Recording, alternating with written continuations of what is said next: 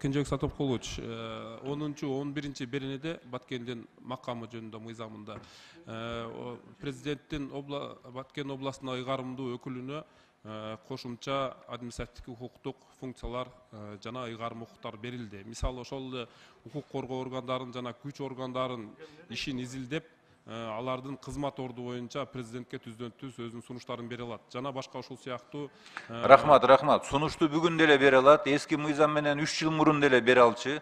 Баланчаны жумуштан ал деп. Аны айыл өкмөт деле бере алат. Тиги школдун директорлору боюнча ал мыйзамдардын баарында камтылган. Мен алып салуу жана кызматка коюу жөнүндө сурап атам. То есть мобилдик чечүү, бир адам чечүү боюнча. Анткени ал жакта ситуация ошондой болуп атат. Военный положение болбосо да, мирный менен военныйдын ортосундагы бир статуста жүрүш керек эле азыр Баткен областында иш-чаралар. Ошол жөнүндө сурап атам. Мына сурадым, канча километрде ошодон бери жаптыңар деп, 1 километр жөнүндө да айта албайсыңар мынакей. Баланча айылдан баланча жерге чейин жаптык мынча километрде.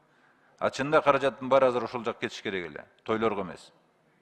Урматтуу Кенжебек Сатопкулович, ошол Баткендин макамы жөнүндө мыйзамынын 10 берененин 4 пунктунда так даана белгиленип турат. Кыргыз Республикасынын президенти тарабынан белгиленген өзгөчө дайындоо тартиби кызмат орундарынан сырткары депчи.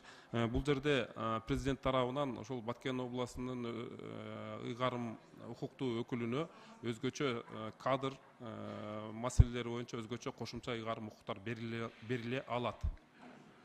Рахмат, Алмаз Сагынжанов, мен чегара жабылды десем, неме укук берилейин деп атат дейт.